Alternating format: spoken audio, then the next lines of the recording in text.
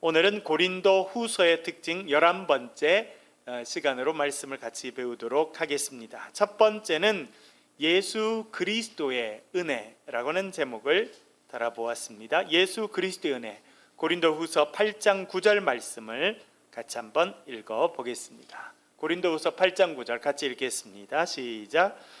우리 주 예수 그리스도의 은혜를 너희가 알거니와 부유하신 이로써 너희를 위하여 가난하게 되심은 그의 가난함으로 말미암아 너희를 부요하게 하려 하심이라. 아멘. 우리가 지난주 지지난주 계속 은혜에 대해서 살펴보았습니다. 은혜, 우리의 삶의 핵심입니다. 그리고 여러분, 우리가 추구해야 될 것, 그것이 은혜입니다. 여러분들은 무슨 이야기를 가장 많이 들으시고 어디에 가장 관심이 많으십니까? 또 점점 우리나라가 이렇게 어른 세대 분들이 이제 많으시고 그분들의 삶에 관심이 점점 더 많아지고 있습니다. 그래서 어르신들은 어디에 관심이 제일 많은가 그렇게 생각해 보면, 여러분 어르신들은 어디에 제일 관심이 많으십니까? 첫 번째, 건강에 관심이 제일 많으세요. 그래서 주고받는 이야기가 건강에 관한 이야기고, 어떻게 하면 건강할 수 있는지, 어떻게 하면 그 몸이 아프지 않을 수 있는지, 그런데 관심이 많으십니다. 또 어디에 관심이 많으십니까? 자식 문제에 관심이 많으십니다. 자식 참 소중한 존재들이고, 또 노년의 가장 큰 기쁨은 자식들이 잘 되고 그 자녀가 또 자녀를 낳게 되고 그 자녀가 또 잘 성장하는 것, 그것을 보고 살아가는 것은 노년의 큰 기쁨이라 그렇게 생각이 됩니다. 또 어디에 관심이 많으십니까? 그리고는 돈 문제에 관심이 많으십니다. 왜냐하면 내가 이제 더 이상 수입을 고정적으로 가지기 어려우면 내 삶은 어떻게 될까, 그런데 관심이 점점 많이 쓰이기 때문에, 그런데 이제 관심을 많이 갖고 사는 것이 보통이다, 그런 글을 본 적이 있었습니다. 그런데 여러분, 우리 그리스도인들은 어디에 관심을 많이 가지고 살아야겠습니까? 물론 우리도 건강에 관심이 있고 자녀들을 관심 있게 보고, 그래서 우리가 기도하고, 또 물질적인 부분에서도 이 땅에 살면서는 우리가 자유로울 수 없는 것이 사실입니다. 그러나 우리의 관심은 어디 있어야 되냐면 은혜에 있어야 합니다. 은혜, 하나님의 은혜, 예수 그리스도를 통해 주시는 은혜, 내가 정말 은혜 받고 있는지, 은혜의 삶을 살고 있는지, 은혜를 흘려주고 살고 있는지, 그리고 지난번 은혜에 대해서 말씀드릴 때 말씀드린 것처럼 은혜의 마지막은 하나님께 감사를 올려드리는 것입니다. 내가 영광 받는 것으로 끝나는 것은 바른 그리스도인의 삶이 아닙니다. 입신양명, 그렇죠? 조선시대에는 그것이 어떤 사대부라고 하는 사람들의 목표였습니다. 삶의 목표. 소위 말해 출세해서 유명해지고 그렇게 사람들의 인정을 받는 것, 그것이 삶의 목표라 그렇게 생각하며 살아간 적도 있습니다. 그리고 지금 이 시대에도 많은 분들은 그게 관심이 있습니다. 그래서 더 어떻게 하면 더 높은 자리에 가는지, 어떻게 하면 더 유명해지는지, 어떻게 하면 더 권력을 행사할 수 있는지, 그게 관심이 많습니다. 여러분, 인류의 역사, 뭐의 역사입니까? 어떻게 보면 전쟁의 역사예요. 제가 오늘 낮에도 로마에 관련된 그런 공부를 하였습니다. 로마 시대를 잘 아는 것은 사도 바울을 이해하고 신약의 성경의 메시지를 이해하는 데 있어서 핵심적이기 때문에 제가 박사 과정 때부터도 로마에 관한 그런 공부들을 많이 하였습니다. 지금도 그런 연구들을 계속 진행하고 있습니다. 여러분, 고린도서를 바르게 이해함에 있어서도, 여러분, 고린도라고 하는 도시, 로마를 그 로마 제국을 시작한 시저라고 하는 사람, 카이사르라고 하는 사람의 명령에 의해서 재건되기 시작한 이 이 고린도에 살았던 사람들 이해함에 있어서도 로마를 이해하는 것, 그 역사를 이해하는 것 대단히 중요합니다. 그런데 로마의 역사는 무슨 역사냐면 끊임없는 싸움의 역사예요. 로마가 성장한 것은 주변의 나라들을 다 전쟁을 통해서 정복했기 때문입니다. 로마가 망한 것은 그 주변 나라들이 로마를 공격하고 그 공격에 무릎을 꿇었기 때문입니다. 여러분, 비단 로마뿐만 아니라 여러분 우리나라도 보십시오. 크고 작은 전쟁이 1000여 번이 있었다, 그렇게 말하는 사람들이 있습니다. 어떻게 보면 우리도 끊임없이 그 가운데 있습니다. 여러분, 지금 세상도 뭘 가지고 싸우고 있습니까? 누가 권력을 잡을 것이냐, 그것이 관심입니다. 정치적인 권력을 잡을 것이냐, 경제적인 권력을 잡을 것이냐, 사회 언론을 통제해서 그것에 힘을 가질 것이냐, 사람들은 그게 관심이 많습니다. 그래서 먹고 살만해지고 어느 정도 지나면 다 권력 관계에 관심이 많아집니다. 그래서 가짜 뉴스를 생산해내고 그것을 갖다 퍼나르고, 그거 보면 누가 권력을 잡을 건지, 누가 권력을 행사하고 있는 건지, 그게 관심이 많아요. 그러나 여러분, 적어도 이 땅에서 우리가 그리스도인으로 살아가고 살아계신 하나님을 섬기는 사람들이라면 우리의 관심은 하나님의 은혜에 있어야 할 줄로 믿습니다. 하나님의 은혜, 그 은혜는 어디서 오는 것입니까? 하나님께로부터 오는 것입니다. 은혜에 관심이 있으면 우리의 관심은 어디 가느냐면 하나님께 가게 되어 있습니다. 왜? 은혜는 하나님께서 주시는 선물이기 때문에 그렇습니다. 그리고 은혜는 예수 그리스도를 통해서 허락하십니다. 그래서 은혜에 관심이 있는 사람은 예수 그리스도에 관심이 있어집니다. 그리고 은혜의 마지막은 하나님께 감사를 올려드리는 것입니다. 그래서 은혜에 관심이 있는 사람은 어떻게 하나님을 찬양할까, 어떻게 하나님께 감사드릴까에 관심이 있게 되는 것입니다. 은혜라고 하는 것은 왜 중요하냐면 우리가 하나님 중심의 삶을 살아가는 것이 은혜이기 때문에 그렇습니다. 은혜를 사모하는 사람은 하나님을 바라볼 것입니다. 은혜를 깊이 누린 사람은 하나님의 은혜를 이 세상에 전할 것입니다. 그리고 은혜를 날마다 누리는 사람은 날마다 하나님께 감사와 영광을 올려드리고 찬송하는 삶을 살아갈 것이기 때문에 그렇습니다. 여러분, 여러분의 삶에 가장 관심 있는 단어, 여러분들이 늘 마음에 생각하는 단어가 하나님의 은혜, 예수 그리스도의 은혜가 될 수 있기를 간절히 바랍니다. 그래야 우리가 예수 믿지 않는 사람과 달라질 수 있습니다. 오늘 본문은 예수 그리스도의 은혜에 대해서 말합니다. 주 예수 그리스도의 은혜를 너희가 알거니와 라고 사도 바울이 말했습니다. 그런데 여러분, 8장 9절을 보면 대비되는 두 단어가 각각 2번씩 쓰이고 있습니다. 여러분 한번 보십시오.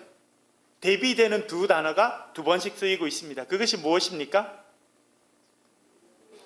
부요라고 하는 단어가 쓰이고 있죠. 또 대비되는 단어가 있습니다. 무엇입니까? 가난이라고 하는 것입니다. 부요함과 가난함이라고 하는 두 단어가 사용되고 있습니다.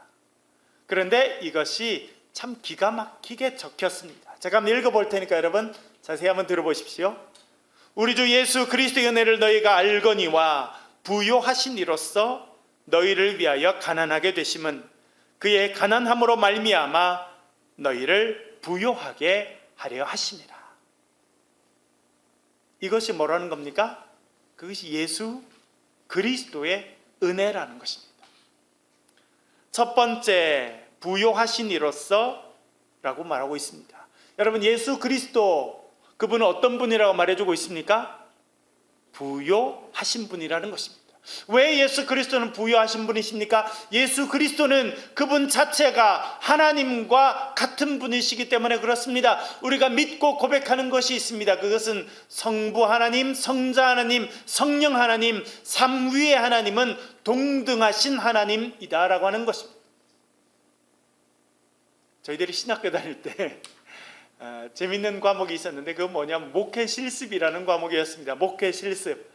일주일에 한 번씩 들어있는 1시간짜리 수업이었습니다. 그래서 학점도 한 점밖에 안 되는데 신학대학원 3년 내내 그것을 반드시 들어야 됐습니다. 그래서 목회 실수 뭐 하는 시간이냐면 신학생들이 이렇게 신학대학원 학생들이 앉아 있으면 밖에서 목회하시는 이분들이 이제 신학자는 아니시고 물론 그 중에 신학자도 계십니다만 목회를 오래 하시고 상당히 인정을 받으시고 또 영향력이 있으신 그런 목사님들이 오셔서 이제 신학대학원 학생들, 이제 목회를 준비하는 학생들에게 목회 이야기를 해주시는 겁니다. 뭐 그저 그렇게 학문적이지도 않고 내가 목회해 보니까 이런 게 중요하더라, 목회해 보니까 이런 걸 조심해야 되더라, 이렇게 이제 이야기를 하시는 건데 뭐 저희들은 좀 가볍게 듣는 거죠. 그 수업은 그냥 숙제 낼 것도 없이 들으면 이제 이수가 되는 그런 과목이었는데 저희들이 뒤에 앉아서 장난스럽게 말한 적도 있었어요. 그건 뭐냐면 어떤 목사님들 오셔서 삼위일체에 대해서 소개하면서 이렇게 소개하시는 거예요. 여러분, 제가 말이에요. 교회 가면 목회자고 집에 가면 아버지고 남편이고 우리 고향에 가면 아들이거든요. 그래서 아버지도 됐다가 내가 아들도 됐다가 교회 목회자도 됐다가 제가 그렇습니다. 우리 하나님도 그래요. 그렇게 어떤 분이 설명하셨어요. 저희들이 뒤에 앉아서 이야기했어요. 마른 장작에 태워 죽여야 될 분이 오셨다. 이해가 되시는지 모르겠어요. 저희들이 이제 그 신학대학원에서 하는 조크예요. 네, 나는 한 몸인데 내가 집에 가면 아버지가 되고 우리 고향에 가면 아들이 되고 교회 오면 목사가 되고 이렇게 하는 거는 이단입니다. 정확하게 이단이에요. 옛날 중세시대 때는 그런 이단은 마른 장작도 아깝다, 젖은 장작에 태워 죽여야 된다, 이런 이단이었어요. 그러니까 무슨 말씀을 드리려고 하냐면 여러분 목회를 오래 하셔도 신학적으로 어떻게 보면 그 자체가 문제가 안 되지만 문제를 만들려면 문제가 될 수 있는 그런 것들도 있다는 거예요. 그러니까 신학생들이 얼마나 비판적이에요. 그래서 다 이렇게 교과서 이렇게 펴놓고 저분은 뭐가 틀렸다, 뭐가 틀렸다, 뭐 그렇게 하고 사실은 저희들이 그렇게 하면서 우리가 똑똑하다 생각했어요. 아유, 저분 뭐 목회는 잘하신지 모르지만 신학 교육 똑바로 못 받으셨네. 저희들이 그렇게 한 적도 있었거든요. 저희들은 되게 그때 신학대학원 다닐 때 우리가 똑똑하고 잘한다고 생각했어요. 그런데 제가 짧은 기간이지만 목회해 보니까 그보다 더 중요한 게 있더라고요. 그는 은혜가 있어야 되더라고요. 내 삶에도 은혜가 있어야 되고 내가 살아가는 삶에도 은혜가 있어야 되고 은혜가 내 삶을 이끌어가고 내 삶에 은혜가 있게 되면 우리가 지식이 좀 부족해도 신학적으로 어떤 데는 좀 100% 맞는 말을 못한다 할지라도 하나님 앞에 소중하게 쓰임 받는 인생이 된다라고 하는 것을 알게 되었습니다. 예수 그리스도, 그분은 하나님과 동등하신 삼위일체 하나님이십니다. 오늘 본문은 그것을 이야기하는 것입니다. 여러분, 하나님은 어떤 분이십니까? 하나님은 천지를 창조하신 분이십니다. 온 우주의 왕이십니다. 온 세상을 지금도 섭리 가운데 통치하시는 분이십니다. 그렇기 때문에 세상의 모든 것은 하나님 것입니다. 하나님께서는 그런 부분에 부유하신 분이시고, 그래서 하나님과 동등하시고 하나님과 똑같은 분이신 예수 그리스도는 부유하신 분이시고 부유하신 분이십니다. 근데 재미있는 건 뭐냐면 두 번째 단어가 나오죠. 가난하게 되셨다는 겁니다. 근데 왜 그 하나님의 가난하게 되셨다는 겁니까? 누굴 위해서요? 너희를 위해서. 너희가 누구입니까? 고린도 교인들이고 또 이 자리에 앉아있는 우리들입니다. 다시 말하면 하나님의 은혜를 받았으나 하나님을 멀리하고 하나님 앞에 불순종함으로 죄악 가운데 빠져버린 죄된 인간 너희들을 위해서 하나님께서 예수 그리스도께서 가난하게 되셨다, 그렇게 말씀하고 있습니다. 이 가난하게 된 구체적인 내용은 우리가 빌립보서에서 조금 더 살펴보겠습니다.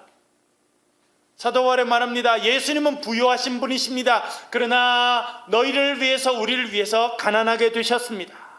그리고 그 다음 부분을 이렇게 썼습니다. 그의 가난함으로 말미암아 너희를 부유하게 하려 하십니다.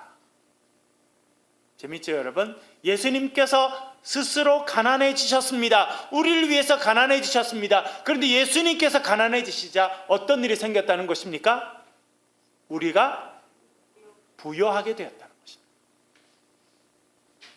여러분, 이것이 성경이 알려주는 비밀 중에 하나입니다. 예수님께서는 가장 부유하신 분이십니다. 그러나 우리를 위해서 가난해지셨습니다. 우리를 위해서 작아지셨습니다. 우리를 위해서 낮아지셨습니다. 우리를 위해서 십자가에 달리셨습니다. 그 은혜로 우리는 부유하게 되었다는 것입니다.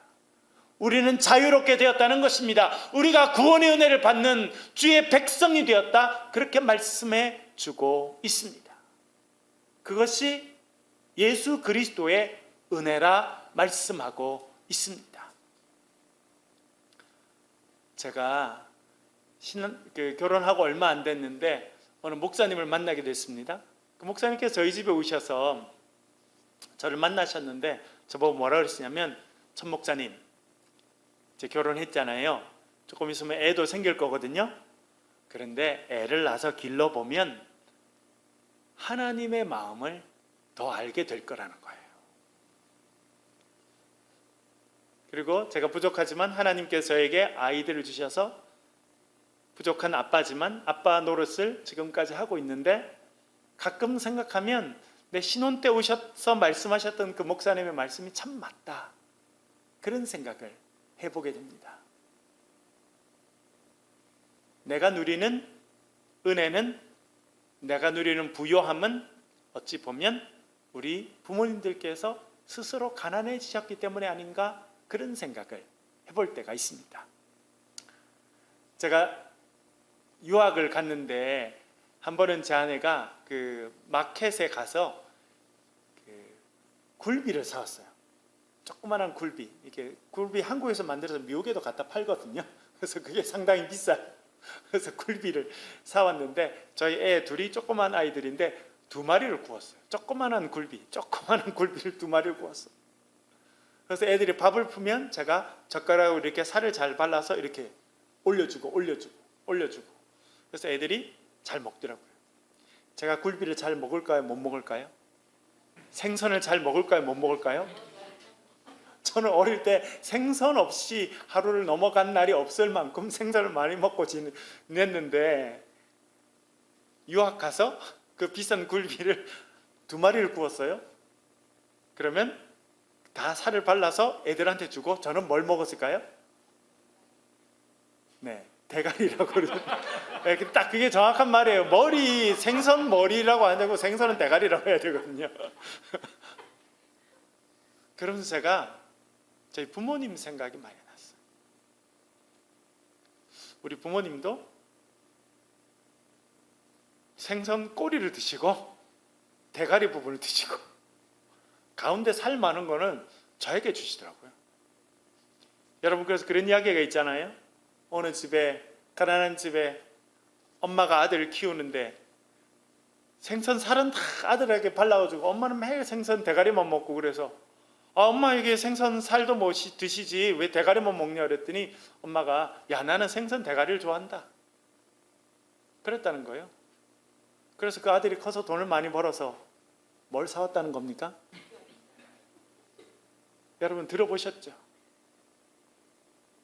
자식들이 부유하게 되는 길은, 없는 살림에서는 부모님이 가난해지는 거예요.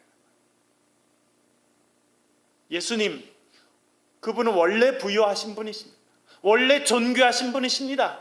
원래 이 세상의 모든 영광을 받으실 분이시지만 스스로 낮아지시고, 스스로 찾아가지시고, 스스로 고난받으시고, 스스로 채찍맞으시고, 스스로 십자가에 달리셨습니다. 그 이유는 저와 여러분을 부요하게 만들어주시기 위함이라 말씀합니다.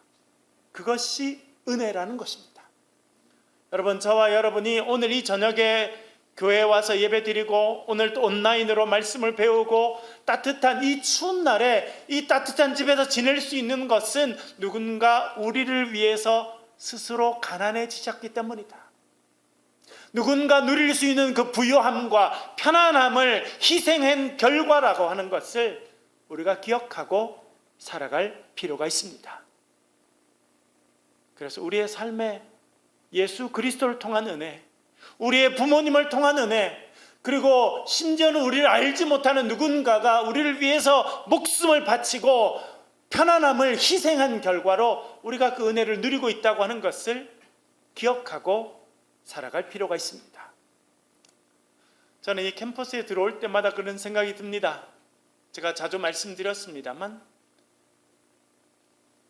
조선 땅, 대한민국 땅이 어디 있는지도 모르고 어떻게 생긴 사람들이 거기 있는지도 모르는 사람들이 기도하고 헌금을 보내서 이 캠퍼스에 있는 많은 건물들이 세워진 것입니다.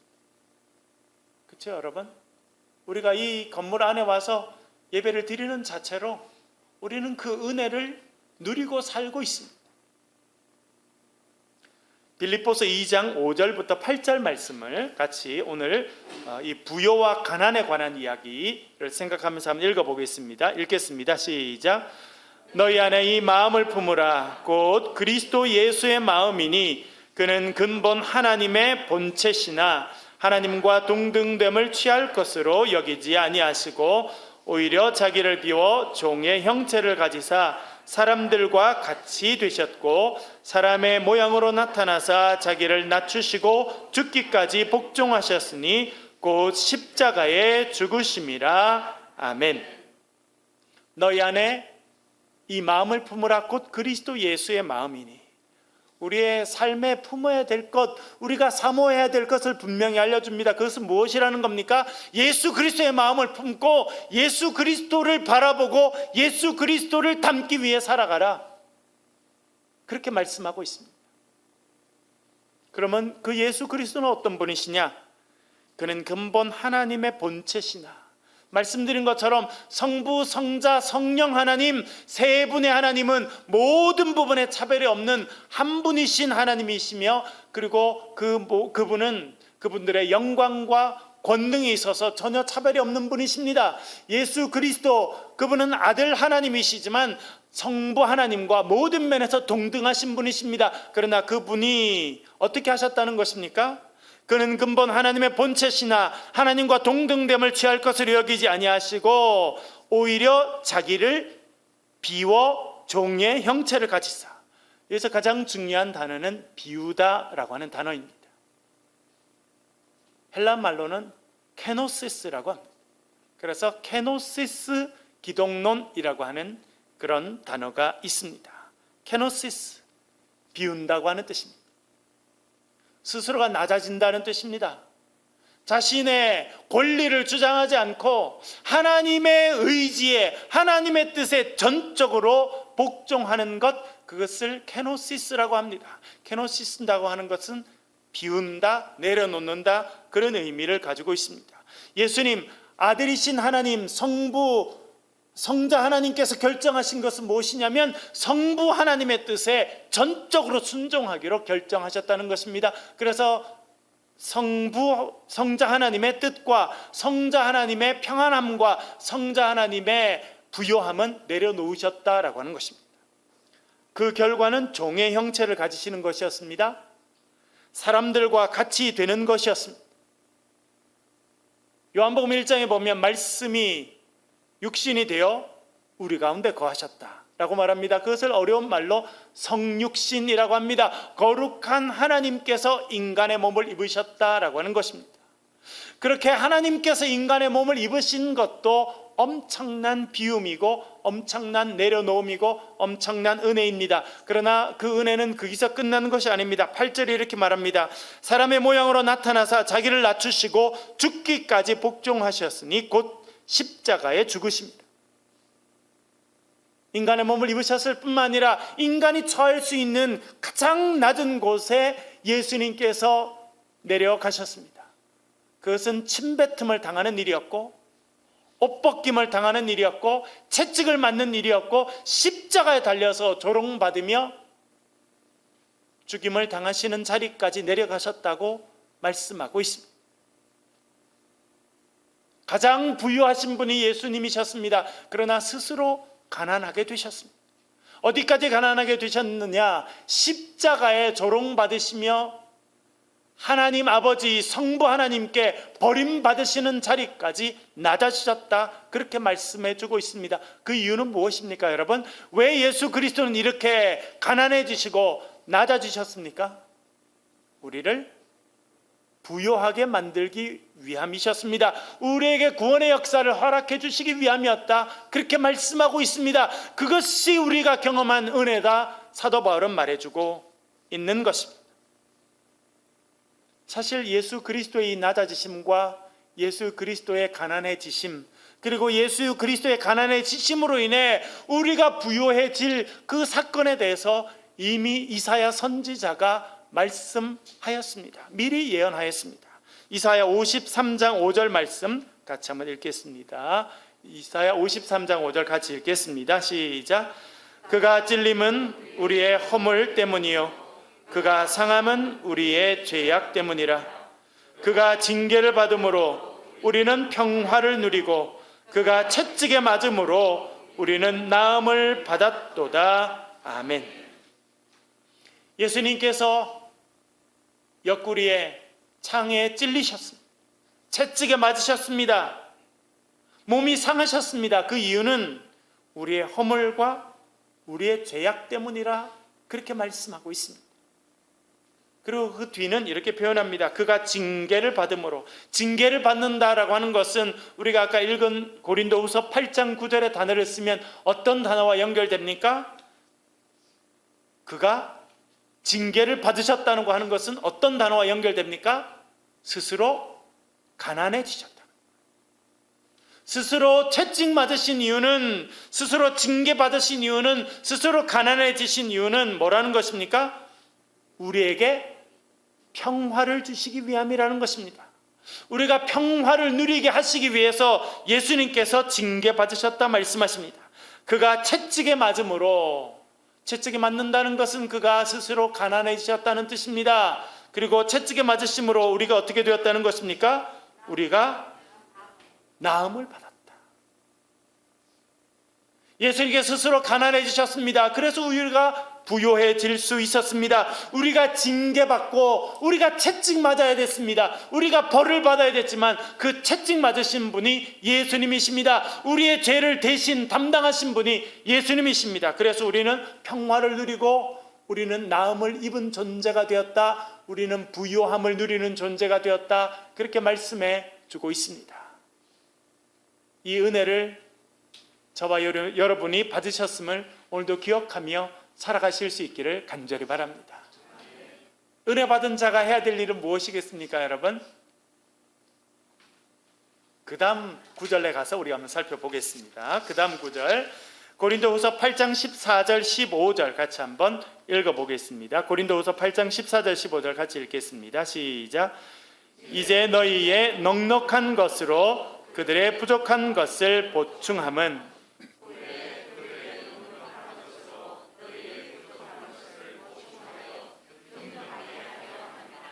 기록된 것 같이 많이 거둔 자도 남지 아니하였고 적게 거둔 자도 모자라지 아니하였느니라. 아멘. 여러분, 그렇게 하나님의 은혜를 받은 자가 해야 될 일이 있습니다. 그것은 14절에 이렇게 말합니다. 이제 너희의 넉넉한 것으로 그들의 부족한 것을 보충함은 이라고 말합니다. 뭡니까 여러분? 하나님이 주신 풍성한 은혜를 흘려 보내주라는 거예요. 흘려 보내주라. 제가 어릴 때 시골에 가면 시골에 아이들과 모여가지고 산으로 들로 많이 다녔거든요. 가면 여러분 그 산에, 큰 산에는 꼭 이렇게 물이 흘러 나옵니다. 흘러 내려와요. 그렇죠? 그러면 저희들이 거기 가서 돌을 득시고 가재도 잡고 조그마한 메기도 잡고 물놀이도 하고 그렇게 많이 했는데, 재밌는 것은 무엇이냐면 여러분, 자연은요 자기 혼자만 하겠다고 가둬놓는 일이 없다는 겁니다. 늘 흘려 보내준다는 겁니다. 흘려 보내줘요. 산에 가보세요 여러분. 샘물이 있죠. 돌돌돌돌 샘물이 흘러서 샘물이 고입니다. 그래서 우리가 물을 마시기도 하고 손을 닦을 수 있는데 그 샘물은요, 아이고 물 아깝다, 내가 다 갖고 있어야지, 그렇게 가둬놓는 샘물은 하나도 없어요. 다 흘러 보내줍니다. 왜 그래요? 그게 하나님의 섭리고 하나님께서 이 세상을 다스려 가시는 방식입니다. 우리가 하나님 은혜를 받았습니다. 그 은혜를 흘려 보내줘야 돼요. 부족한 곳에 흘려 보내줘야 됩니다. 그렇게 나눠줘야 그 사람이 생명을 누리고 살아갈 수 있어요. 흘려 보내주지 못하면 어떤 일이 생깁니까, 여러분? 저와 여러분들이 꼭 가봐야 될 때가 있어요. 그게 이스라엘의 사해라는 곳입니다. 사해. 이스라엘의 사해는 이렇게 요단강이 쭉 연결되어 있거든요. 그 위에 가면 갈릴리 호수가 있습니다. 갈릴리 호수를 쭉 따라 올라가면 또 작은 물들이 있고, 저 멀리는 헐몬산, 헤르몬산이라고 하는 그 산에서 물들이 이렇게 흘러오고, 또 작은 지류의 물이 모여서 갈릴리 호수. 뭐 호수지만 여러분 가보면 바다만큼 넓습니다. 엄청 넓은데 그 갈릴리 호수는 가면요, 물고기들이 가득해요. 이제 사람들이 그게 관광 가면 꼭 먹는 물고기가 있는데 베드로 고기라는 거예요. 베드로 고기. 이렇게 넓적하고 이렇게 우리 말하면 약간 도미 비슷하게 생겼는데 맛은 없습니다. 그러나 사람들이 가면 꼭 그걸 먹어요. 왜? 베드로 고기라고 이름이 붙여져 있는데 베드로가 그 물고기를 잡았다는 뜻이기도 하고, 예수님 때부터 있었던 물고기라 뭐 그렇게 이름이 돼 있어서 사람들이 이제 그걸 먹습니다. 그뿐만 아니라 뭐 베드로 고기뿐만 아니라 여러 종류의 고기가 있어요. 뭐 이건 사실인지 잘 모르겠는데 저희들이 거기 갔더니 이스라엘 히브리 대학에서 공부하는 선배들이 이야기하더라고요. 언젠가 그 호수 일부가 막 말라가지고 바닥이 드러났다는 거예요. 그런데 바다에 드러나니까 사람들이 베드로 고기는 다 주워갔는데 주워가지 않는 고기가 있었다는 거예요. 민물장어. 그런데 그걸 주워가는 사람이 있었다는 거예요. 누구였을까요? 유대인들은 물고기 중에 비늘 없는 거는 못 먹게 돼 있습니다. 그래서 장어는 비늘이 없으니까 안 먹었는데 한국 분들은 할렐루야 하고 가져가셨다. 뭐 그런 이야기를, 뭐 유학생들이 뭐 그런 이야기를 해서 재밌게 들은 적이 있었었는데, 여러분 갈릴리 호수는 가보면 푸르르고 옆에 나무들이 쫙 있고, 그리고 그 안에 엄청나게 많은 물고기들이 있습니다. 그리고 배 타고 지나가면 또 갈매기들이 와서 뭐 달라고 하고 뭐 그래요. 생명력이 넘칩니다. 그러나 그것이 쭉 요단강을 타고 내려오면 사해라고 하는 곳에 이르게 되는데, 말 그대로 사해, 죽음의 바다입니다. 바다의 그거를 이 기준이자 높이 기준은 바다거든요, 여러분. 그거보다 약 400m 아래에 있습니다. 그러니까 얘가 바다로 흘러갈 수가 없어요. 왜? 바다보다도 훨씬 낮은 곳에 있거든요. 그래서 사해는 물은 끊임없이 받지만 흘려주지 않습니다. 그래서 뭐가 됐냐면 죽음의 바다가 됐어요. 그게 또 엄청나게 넓습니다, 여러분. 수영 못하시는 분은 꼭 한번 가보셔야 돼요. 왜요? 수영 못해도 바닷물에 들어가서 거꾸로 뒤집어 누워 있으면 둥둥 뜨게 돼 있습니다. 가라앉지 않아요. 염도가 너무 높아가지고 여러분 몸무게 정도로는 가라앉을 수가 없습니다. 그래서 누워서 신문을 볼 수 있는. 그런데 그 주변에는 생물이 살지 않습니다. 그 바다에는 어떤 살아 숨쉬는 생명도 살지 못합니다. 왜 그래요? 죽음의 바다예요. 죽은 이유는 뭡니까? 흘려주지 않아서 그래요. 흘려주지 않아서. 여러분, 사실은 참 거기 가보면 너무나 단순한 진리를 알게 됩니다. 그것은 무엇이냐면 하나님께서 부어주시는 은혜를 받은 사람은 반드시 흘려줘야 된다는 거예요. 그래야 그 사람이 살아갈 수 있다는 것입니다. 그것이 갇히게 되면, 은혜가 갇히게 되고 흘러온 물이 갇히게 되면 오직 증발만 일어나게 되고, 그것은 물이 써지게 되는 겁니다. 여러분, 마라라고 하는 거 들어보셔서 아시죠? 마라 무슨 뜻입니까? 쓰다는 겁니다. 이스라엘 백성 중에 출애굽해서 나오다가 물을 발견해서 목말라서 벌컥 먹었는데 너무 써서 먹지 못했습니다. 마라, 사해물. 안 마셔보는 게 좋은데 마시면요 짜지 않고 씁니다. 짠 게 더해지면 써져서 그렇거든요. 오늘 본문에 뭐라 그럽니까? 너희의 넉넉한 것으로 그들의 부족함을 보충함은, 여러분, 하나님께서 우리의 삶에 은혜를 주셨으면 우리가 해야 될 일이 있습니까? 있습니다. 그건 무엇입니까? 흘려 보내주는 거예요. 부족한 것에 보충하는 역할을 하게 되는 것이다. 그렇게 말해주고 있습니다. 여러분, 올 한 해는 하나님께서 저와 여러분들을 그리스도의 향기요 축복의 통로로 사용하는 한 해가 될 줄로 믿습니다. 그리스도의 향기가 되고 축복의 통로가 되는 길은 무엇입니까? 흘려 보내주는 거예요. 흘려 보내주는 거예요. 물질만 흘려 보내주는 게 아닙니다, 여러분. 뭔가 부족한 것이 있으면 그것을 내가 하나님 주신 능력으로 감당하는 것, 그것이 부족한 것을 채워주는 거예요. 그것을 통해서 어떻게 만든다는 것입니까? 14절에 이렇게 말합니다. 이제 너희의 넉넉한 것으로 그들의 부족한 것을 보충함은 후에 그들의 넉넉한 것으로 너희의 부족한 것을 보충하여 균등하게 하려 함이니라. 기록된 것 같이 많이 거둔 자도 남지 아니하였고 적게 거둔 자도 모자라지 아니하였느니라 라고 말씀하고 있습니다. 균등하게 만든다. 여러분, 우리나라도 지금 큰 위기 상황으로 계속 흘러가는데 가장 큰 위기는 뭐가 될 거라고 생각하느냐면, 저는 그쪽 전문가 아니지만 많은 전문가들이 말하는 거는 엄청난 빈부격차입니다.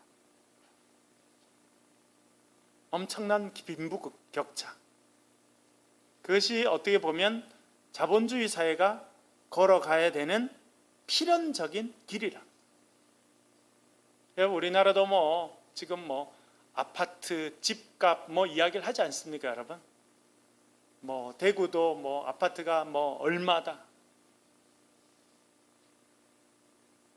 여러분들이 20살부터 대학 졸업하고 25살부터 직장 생활을 해서 평생 해서 아파트 한 채 살 수 있습니까?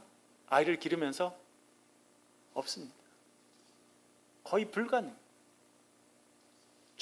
유명한 지역에 유명한 아파트 사는 게 불가능. 그 앞에 있는 준우가 벌써 머리 딱 흔들잖아요. 불가능하다.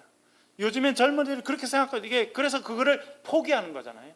아파트 사는 거 포기, 집 사는 거 포기, 그러니까 자녀 갖는 거 포기, 결혼도 포기, 연애도 포기. 그래서 젊은이들이 7포, 7개를 포기하고 살고 9개를 포기하고 산다. 그 시대.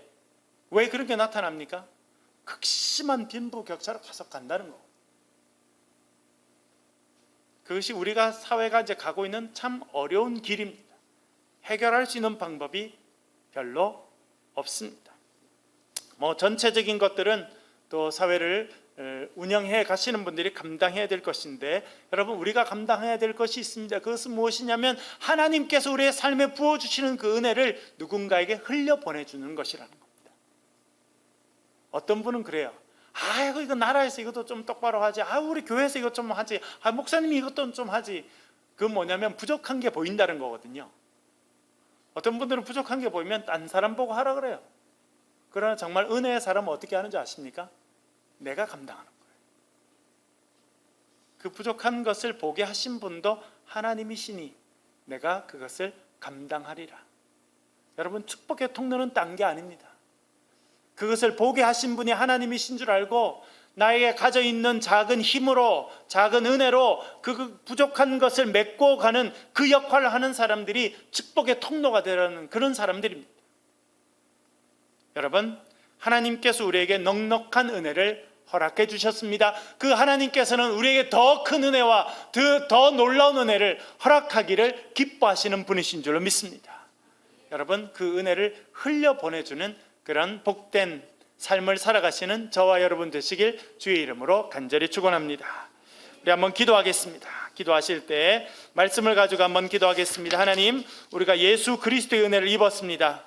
예수님께서 우리를 위해서 가난해지셨고, 예수님께서 채찍 맞으시고, 예수님께 징계 당하시고, 예수님께 십자가에 매달리심으로 우리가 부요하게 되고 우리가 구원의 은혜를 입었습니다. 하나님, 저희들이 이 땅에서 그 은혜를 실천하며 나누며 살아가는 그런 삶을 살게 도와달라고 기도해 주시고, 우리 가정과 우리 새창조 교회를 위해서, 우리 대한민국을 위해서 한번 동성으로 기도하겠습니다. 기도하십시오.